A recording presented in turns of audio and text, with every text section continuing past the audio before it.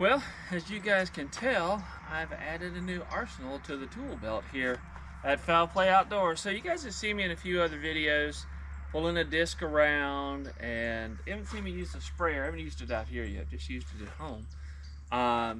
But you know, doing some work with my little old Kawasaki 220 Bayou. It's a 220cc, you know, manual shift, all that jazz. It's old, it's served well, but for what I was doing, it just wasn't cut out for the job. Pulling a disc was way too much. It would get really hot and start to smoke a little bit, and had other issues too. It didn't carburate very well. But anywho, I've been wanting a new four-wheeler for a while, and finally got approval from the household CFO to go ahead and make the purchase. So I jumped on this CFMoto CForce 500. And two things I want to do right up front with you is, first of all, give a shout out to the team I bought it from. I got it from a place called, right here, YPK Motorsports, and they are located, they have 3 locations, I think. I went to the one in Hazard, Kentucky, which is just across the Virginia border in pretty far eastern Kentucky, up in the mountains up there. I found them through atvtrader.com. They had the lowest price in the country, at least with what was listed on ATV Trader. But list price on this is $63.99, $6,400 bucks. When I looked them up, they had a 2023 model listed for $49.99. Just, let's call it $5 grand, right? So I said, hey, you know what? I can't beat that deal. It was the lowest price in the country. I gave them a call, and they gave me the final out-the-door price. I won't share that because that's going to vary based on, even if you do business with them, on your location as far as sales tax and any of that jazz. But typical fees you're going to expect. You know, there's a grand or more of that jazz in there. But $49.99. Oh, and when I showed up, he said, oh yeah, I gave you a 24 model instead of a 23. It's the same price. So I got a brand new current model here, 500cc 4-wheel drive ATV for $1,400 bucks off the list price. That's pretty darn significant. So really happy with those guys. I dealt with Glenn was the salesperson I spoke with, and then Nathan, I think, is maybe their sales manager. But if you're in a market for an ATV and need, you know, check those guys out. YPK Motorsports. I was at the Hazard, Kentucky location, and full disclosure, they didn't know I was going to talk about it on YouTube when I made the deal or anything like that. I just was a guy off the street, and that was the price they advertised online, right? So anybody can walk in there and probably get the same deal. So talk to those guys. Tell them Bruce at Foul Play Outdoors sent you over there, and I'm sure they'll be happy to do business with you. So is this an ATV review? No, it's not. So if you came here looking for an ATV review, save yourself some time and effort and go somewhere else. The reason I'm going to talk about it is, one, you guys are going to see it in videos coming up. But when I was shopping for an ATV, I would, you know, go on the search and try to get reviews, and I was able to see the features. And I'm not going to necessarily go over all of those. There's 100 videos out there that'll show you, you know, how to use the 4-wheel drive selector and all that jazz. But none of the information I found had any reference to how I'm going to use it or how you might use it, which is a tool for hunting or working around your farm or hunting property or whatever. A lot of the videos were, how radical can I be? Can I do wheelies and cut donuts and, you know, go through mud holes that are over your head? I'm not going to do any of that. I don't care about any of that. And I suspect there's a lot of folks out there that are the same. So if you're looking for a hardcore ATV review, go somewhere else. Sorry guys, I'm not your man. Just got out here today. I'm going to go do a little spraying here to control some weeds in the area that we plan to plant, and that will be in another video, so look out for that. If you know, I'll ride around, do a little work, and then I'll follow up when I get back and kind of tell you my thoughts, and I'll address that big Chinese elephant in the room when we get back. So if you want to hear about that, stick with me. You're going to have to watch to the end.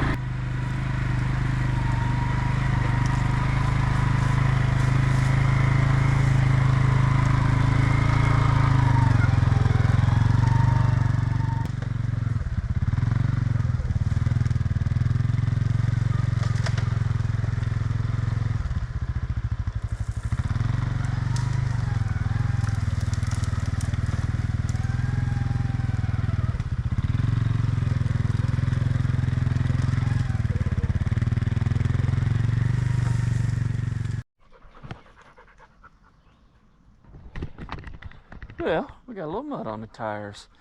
Overall, very good. I'm happy with just the short ride I've done today. Not without its quirks. I don't know. We'll talk about those. But I didn't get it stuck, and I'm going to take you back here in a second and show you what I went through.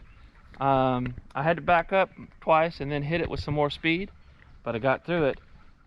Certainly goes through stuff that the little Kawasaki would never do. Right over here, hold on, let me take you over here.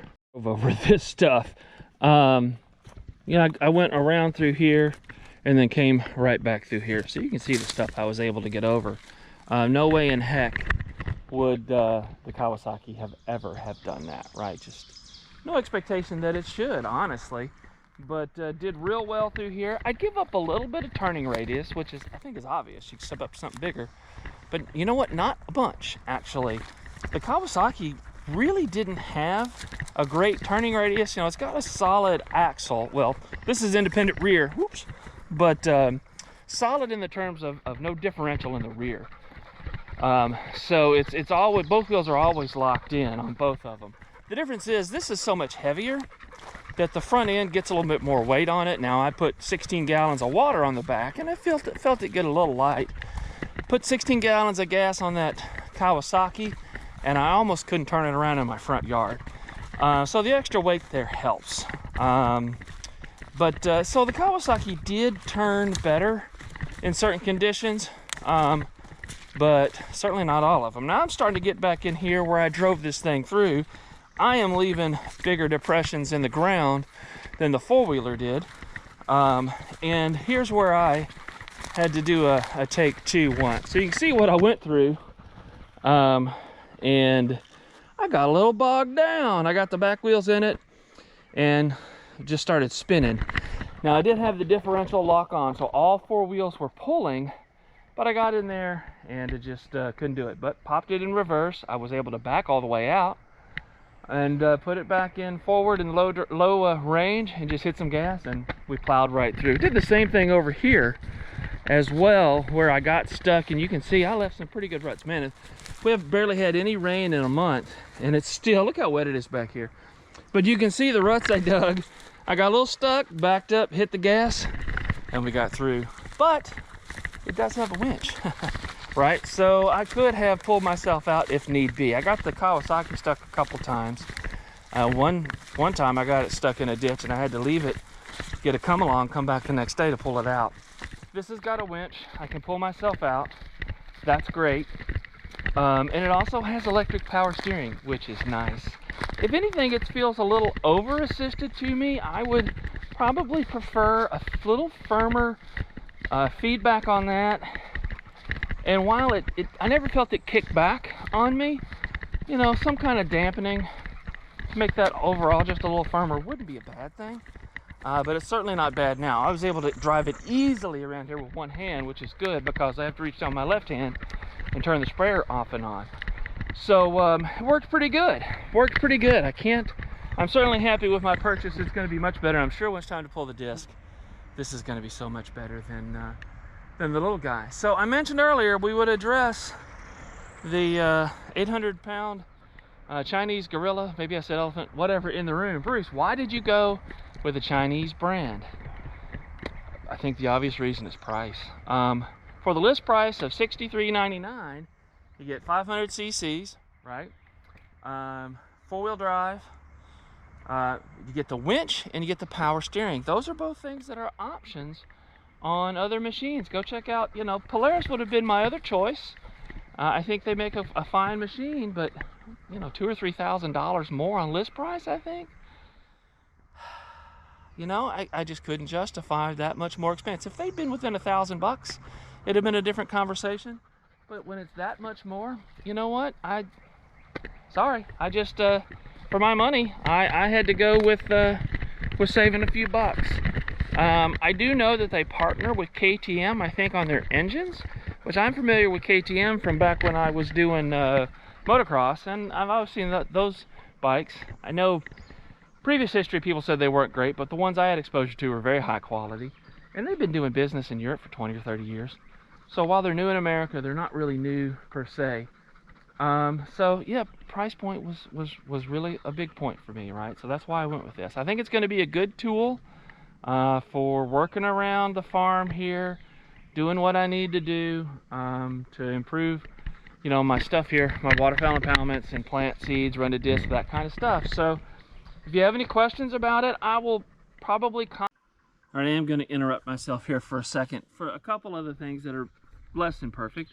And one of them is something that I think I'd actually heard about before, and it's the shifting. The shift lever just doesn't always want to move out of gear and into the one that I need to go to next, like going from, you know, low down to park or reverse or whatever. Sometimes it's better than others. I'm not sure, you know, I try rocking it back and forth or try moving the vehicle a little bit farther forward. I don't know. I think there may be an adjustment there. Maybe I'll give the guys at the dealership a call, see if they have a recommendation. But that can get annoying if it doesn't work itself out. There's an indicator on the front, right? We got 3 drive modes. You got just 2-wheel drive, you got 4-wheel drive, which has, I don't know if it's limited slip or open or what in the front, and then you have 4-wheel drive lock, which locks that front differential, which I will say pulls very well. And it will flash when it's in between modes. Sometimes it goes immediately, sometimes it sits there for many seconds before it finally wants to do its thing, and maybe you have to move it forward. I thought the manual said don't move while it's flashing, but sometimes it seemed like it needed to move forward a little bit to go in. Anywho, it always did what I needed it to do. Another thing I'd heard about is the clutch engagement can, actually I think I'd seen another guy with this, he said the clutch engagement felt really soft off idle, which would have been fine with me, and he had one of their UTVs on their side-by-sides that jerked, and that's what this one does, it jerks. Right when you first give it gas, and you'll give it some gas, it just starts to come up, and then boom, it jerks. It doesn't take off. It jerks and goes very slow, so it's not like you're gonna get, you know, ripped off the back of it or anything, but it does jerk. And sometimes it seems better than others. It's not as noticeable on high range as it is in a low range, but it's there. I know people sell clutches for them. I don't really want to tear into this thing and do anything. It's not a big deal when you know what's gonna happen, so I'm not too worried about it. Tires, I think these are considered a good tire. Maybe if I was going to be in a lot of mud, I would have something more aggressive, and I do actually. I have a set of tires that will fit on this. The wheels are on. I think the bolt pattern's too large because I took them off my dad's Kawasaki Mule. But I have a set of these ITP tires that are just, they're big, gnarly mud tires. It got that Mule through flooded soybean fields for 2 days in Missouri when we hunted there a couple years ago. So I'm sure I stick them on this, it'll make something different. So I may do that if I get to the point where I'm riding around in here in you know, lots of mud. I may stick those guys on there. But I didn't get stuck in anything I couldn't get out of, right? So that's it. That's just the negatives. And now I'll let myself talk some more. All right, I gotta be quick because the GoPro keeps shutting off. It's getting hot. If you have questions for me, post them in the comments. I'll try to do my best to answer them. I know there's not a lot of great information out there for guys like us that are just using it as a hunting tool or around the farm or that kind of stuff. So I'll try to answer those questions and not come at it from a guy that likes to do wheelies and donuts. I'll say it one more time for fun. So that's it. I'm going to probably get on out of here. I did what I need to do for today. Thanks for watching. As always, you know me, I'm Bruce. That's my girl Rosie right down there. That's my new CForce 500. Thanks for watching. Y'all take it easy.